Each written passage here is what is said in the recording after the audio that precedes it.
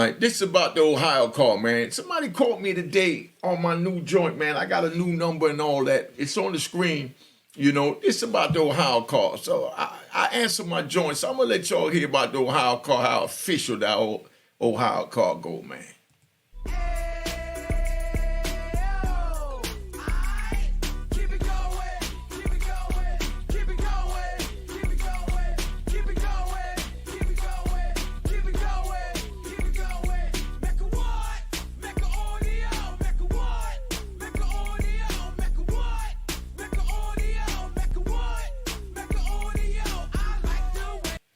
All right, this is about the Ohio call. Like I said, man, you had an official brother from Ohio. So before I begin, let me give a round of applause to Ohio.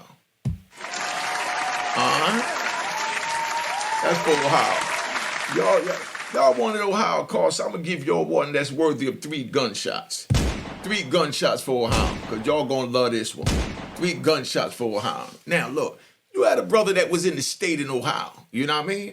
I'm in ADX, so you understand how this thing play out. ADX was where they sent the worst of the worst of the worst of the worst, from anywhere in the country. It's made for the feds, but the feds supersede the state. That's why when you got a state case, they pick up a state case and bring it over. So, I like to ride. So let me ride and just relax and give y'all some jewels. So now we're going to ride. Now, like my co-defendant, my co-defendant had a murder charge in a state in Virginia. He beat it like 2 times in the state in Virginia. Both times he beat it in the state, and then he had a hung jury, a mistrial, and then the feds came in and picked it up. And even after he done beat it all these times in the state, the feds superseded their powers and picked it up and brought it over to the federal court. He went to trial, and the feds sat next to me at trial. Rest in peace. He passed away, but he beat the trial. You know what I mean? He beat the trial and went home. Let me tell you how sad this was. I might even say that for another video. I'm going to save it for another video. But bottom line is, he beat the trial and went home. But I say that to say that the feds pick up anything. So they picked up a state case that the dude beat 3 times. So you already know, here go a dude in Ohio, in the state, that's terrorizing the state system, our prison system. So they call the feds and say, we can't handle him here in the state, so we need the big brother, the feds, to pick it up. This is how official this brother is.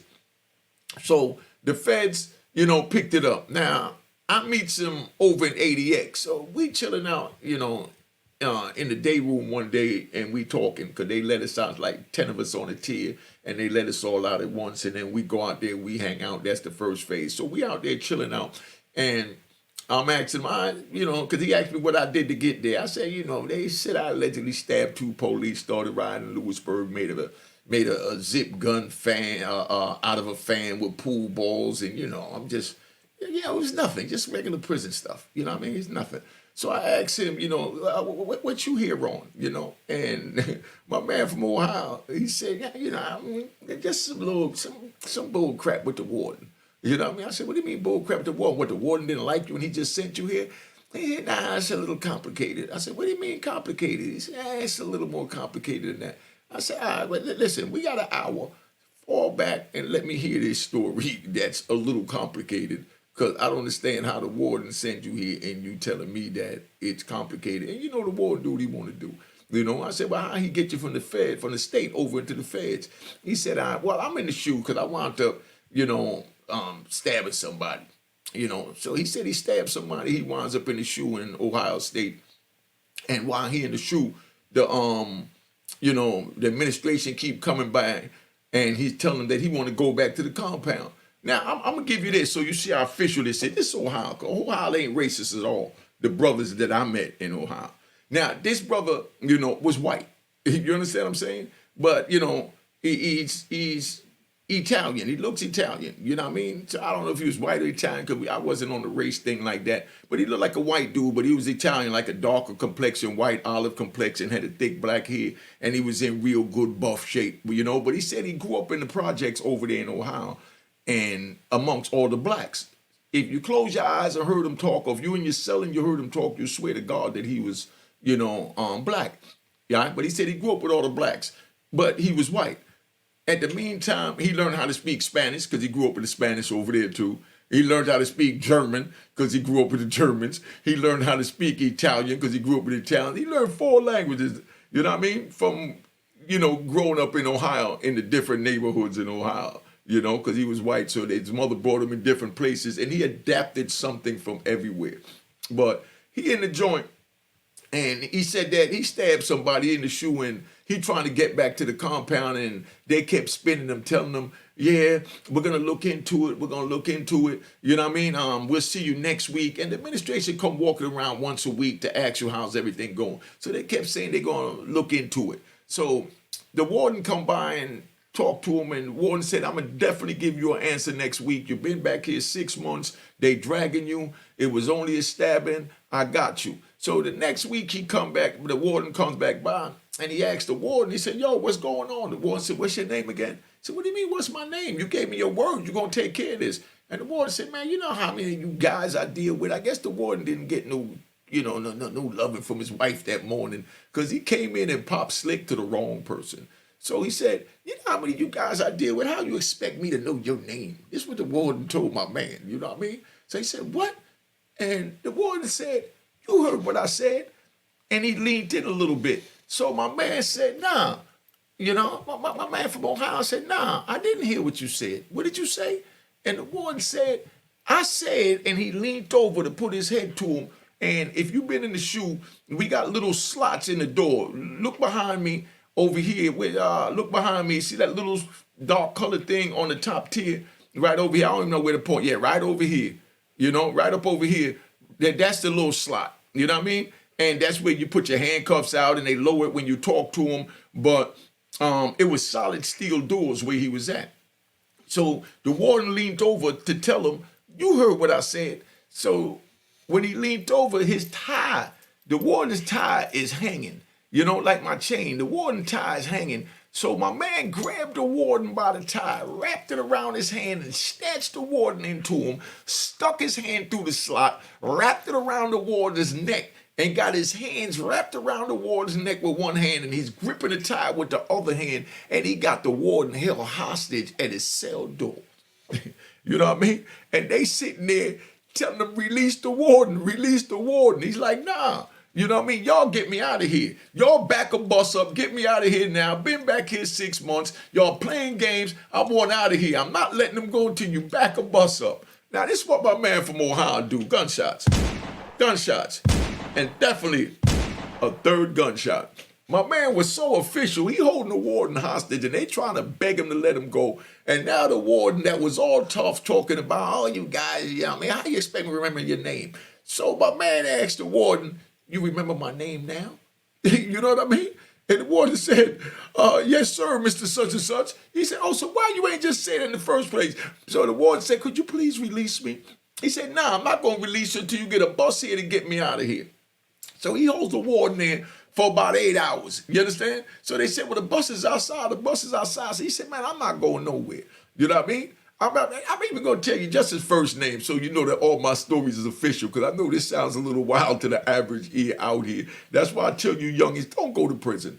You know what I mean? Don't go to prison, because this is the type of, politics and, you got to deal with from the administration that might make you snap to pull one of these moves. You know what I mean? I ain't going to take my man's last name, but if y'all from Ohio, y'all know who I'm talking about. Like I said, my stories is all official. That's what make them real. His name was Mike. So Big Mike told him, man, I'm not trying to hear none of that. Back the bus up. Right? Now, anything I'm saying wrong, I'm saying this because I want Mike to reach out. God willing, Mike made it out of prison and he's home so he can come out here and come on the platform and tell y'all this in his own words. But this is how I remembered it from how my man told me. And the administration stamped it because they were scared to death to go anywhere near a cell because they thought he was going to grab them hostage. But he got the warden hostage and he's holding them there. And they sitting there talking about they got the bus backed up. They for him to, let the warden go. They're going to let him out. So he said, no, bring the bus driver in. You know what I mean? And I want to see the bus keys. Whatever he did, either way, he held the warden hostage there for about 8, 9 hours. You know what I mean? A whole shift, And they tried to beat him with the billy club, because they had billy clubs in the system back then. They beat him with the billy club all on his arm trying to get him to let him go, and he's pulling the warden tighter, and the warden tongue hanging out his mouth. Man, he's snatching it. So as he snatched, the warden telling him, stop hitting him, because as he's hitting him, they hitting the warden too, trying to get to him, trying to be a hero. So my man got him over there by the joint. This Ohio, man. Round of applause to Ohio. You know, round of applause. Round of applause to Ohio. You know, round of applause to Ohio. Not promoting violence, but I'm just talking from the mentality of being in the prison at the time when I heard the story. I loved it, and I felt like the warden got what he deserved because I was on criminal time. But now from where I'm sitting at 59 years old, at that time I was like maybe 32. You know what I mean? At 32, I loved it. I'm like, man, you should have killed the bastard. You know what I mean? That's where my mentality was at. But now, you know, I got empathy and, you know, and I'm sure he do too, and, you know, remorseful for what he did. You know what I mean? But just the mentality, I want you youngins to understand that, you know, we take on when we take to the street and we loyal to the code and principles, you know what I mean, of it, that we don't allow no one to talk to us any kind of way. I don't care if it's the warden, the judge, or whoever. You understand? Like, okay, so let me get back to the story. I don't want to ride too much because y'all complain when I ride. So now they winds up, you know, letting them go in. They sends him to ADX. So now we're in ADX and we chilling. And I'm asking him like, yo, Mike, we're like, what the hell came over you, my dude? And he said, man, you know, sometimes you just got to stand for something. You know what I mean? Or they just think you're going to fall for anything. And I just want them to know that, you know, the hood that I come from, we represent hard. I don't even remember what hood it was, but he was from, you know, Ohio. You know what I mean? But he was like, man, you know, this how we represent, man. He said, man, all the homies on the street know I'm carrying it so they know what it is. But these are the stories that went back to the street on how he was carrying it. Because we did everything to let it be known that we was representing our hood, you know? So he's there and I'm asking him like, you know, so where you go from here? What are they doing with you? And he's like, man, I really don't care, man. I got mines off. You know, next move is on them. You know, they got him in ADX. And this dude is real intelligent. Like I said, he done learned 4 different languages from living in different neighborhoods around different ethnicities and cultures that he picked up these languages. So now they start what they call the prison pen pal thing, right? If y'all want some stories about prison pen pal, how the pen pal thing working in, there's a whole bunch of good stories that I got with that. But I'm going to give you one right here with Mike, you know what I mean? Now, this is a dude that held the warden hostage, right? They just started what they call Writer Prisoner just came out, and Friends Behind the Wall out of New York, and Writer Prisoner was in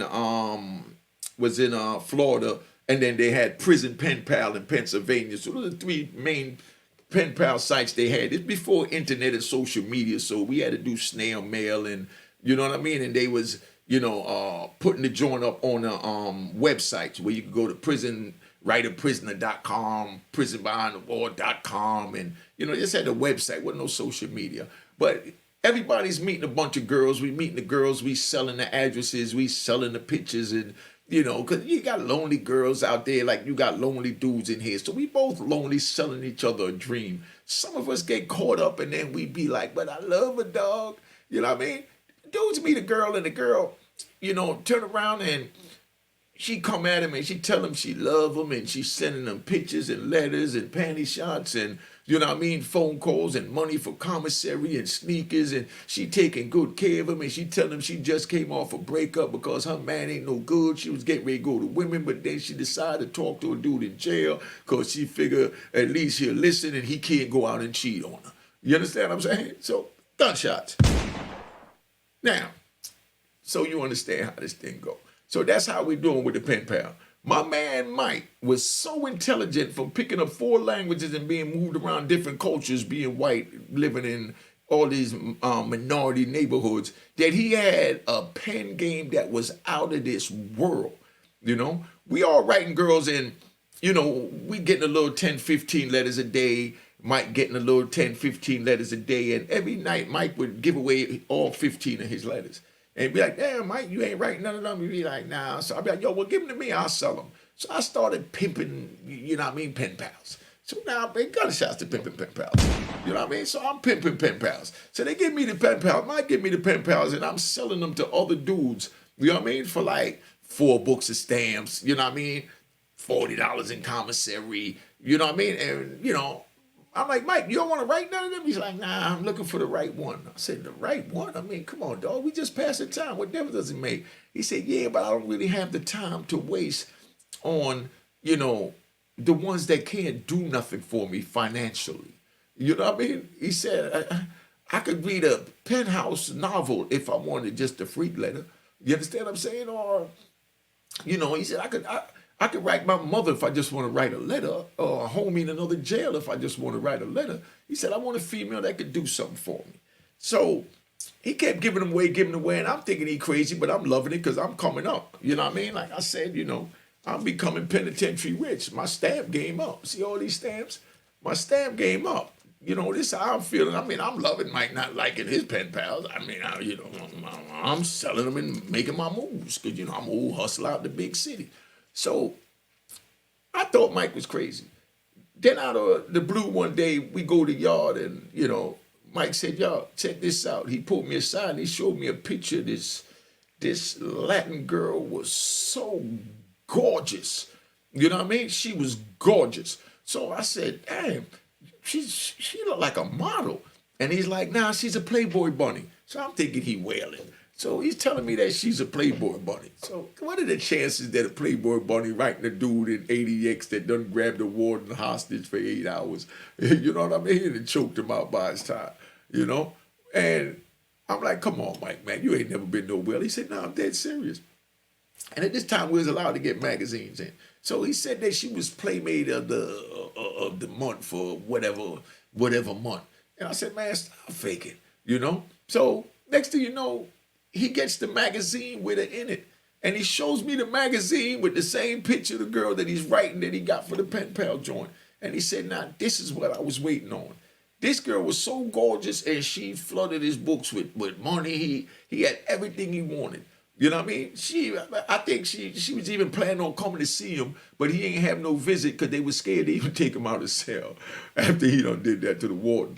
But, he just did what he did. But, he worked the pen pal joint so official, and then Mike was so intelligent that my director PO got denied, in 96, and then me and Mike was in, the step down program in the Unicorn part in 98, and I had my 2255 had to be done, and Bill Clinton just signed the bill in 1996. Saying that, what they call the AEDPA, Anti-Death Penalty Effective, Act and all this crap, from when Timothy McVeigh with that Oklahoma City bombing, but they using that to hurt us drug dealers and regular, federal inmates that we only get one chance to file an appeal. So now I got a 2255, and you only get 1 year to do it. So my time running out, I'm locked up on the ground. I'm only getting 2 phone calls a month, so I ain't got enough to do nothing. Tried to work with a lawyer trying to do what they want to do. So I had to do the work in there and then send it to them. So being that I was just learning to read and write, I got with my man Mike, and we in the Unicorn, and he was the clerk. We used to make cushions and chairs and stuff like that. Like the backs to the chair. Like how you sit in the chair and they got the back and then they got the bottom. Well, we wrap the material around it, and then, they send that out to the, USP, and then they put the metal parts on it because they're not going to give us no metal in there, So he types my joint up for me, and he works with another dude that was out of Canada that was doing my legal case, and they put my joint together, and I still have these motions. You know what I mean? Because all this is my archive. I know a lot of y'all ain't going to believe this. But I got the actual motion that my man Mike that kidnapped the warden typed. You know what I mean? And I got his name and number. I got everything to, show and prove who he is. But that's just how it was, man, that you have so many intelligent brothers, but we just made the wrong choices. That's why I tell the youth, man, if Mike would have stayed in school, he learned 4 languages off the street. You know what I mean?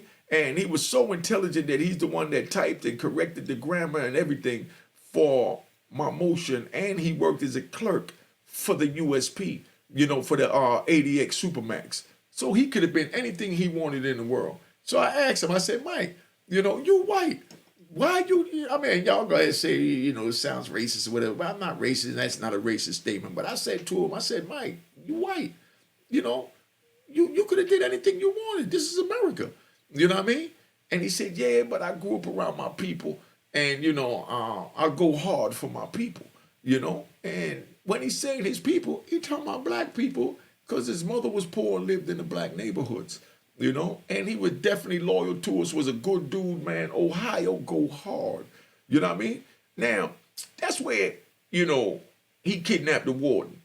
Now, we got another one where, one of the D.C. homies, yeah, I know y'all don't like me keep saying D.C., but round of applause to D.C., man. Round of applause to D.C.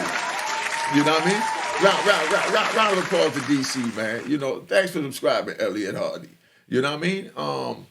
So we got one of the D.C. homies that wound up, knocking out the captain.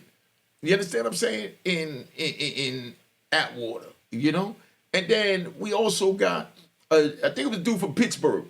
A dude from Pittsburgh wound up snuffing the warden at main line in Atwater. If you want to hear about the captain getting knocked out, you know what I mean? The warden getting snuffed, because the warden got rocked so hard he fell down and jumped up like his pants was on fire, because he was so embarrassed that dude knocked him out. If you want to hear that story, let me know. Oh yeah, make sure y'all check out my podcast. The link is in the description. I got the new podcast. Download a video, because I need to get 1,000 downloads so I can start getting paid. And you already know the Cash App on the screen. So if you ain't going to do the Cash App or can't afford to do the Cash App, just download a video and share it with somebody from off my podcast at Unique Mecca Audio. The link is in the description below. All right? But now, I'm about to tap out, but I just wanted to give y'all that for a while, man. I didn't want to be up here too long, because y'all keep saying that I be riding too much. Got me feeling a little there. I'm trying to just balance everything out. And, but it is what it is, man. But that's where it's at, man. Big shout out to Ohio again. Round of applause. You know what I mean? Round of applause. Mecca what? Mecca audio. All right. Cheers. Toast the crime. Toast the crime. The crime. The crime. The crime. What?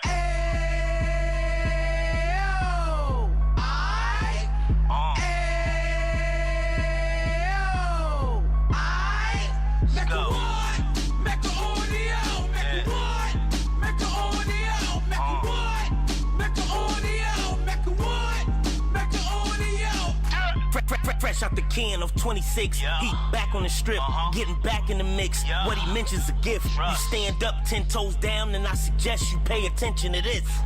Take a little gully posse and put it in Harlem. He cut from the bottom, came up from the bottom. Drop the book, you should go and get it. The Instagram page and the YouTube, you could go and visit. Then you could consider yourself LinkedIn. Sit front row and get Jews from a kingpin. How he went through it, so you ain't gotta go do it. To not pay attention would be stupid. Talking about a man that probably put your grandfather on. Probably the reason that him and your grams got along. A man that generated millions on the block, did his time, never squilling to the cops, make an audio.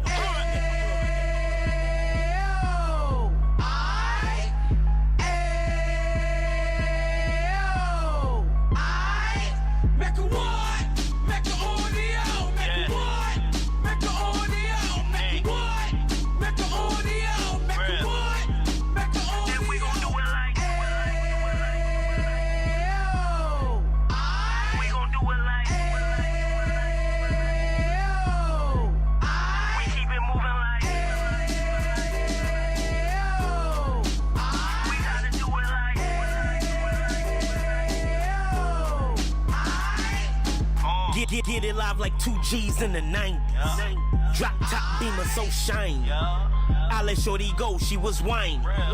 Treat her like my past, she behind me. Spin a couple bands on the Dapper Dan. You be back again, getting green like a Packers fan. No cap, it's a roaring uptown. They be horn uptown, Dominican bust downs. Now we on the positive, we got a lot to give. Now he trying to stop the kids from being inoperative. So take heed, homie, lend a ear. He started in uptown, he gon' finish dead. But now it ain't about selling drugs, buying cars. It's about buying property to make the community yours. So we can give back to the youth them. Cause they the truth them. And bless up to all the root men.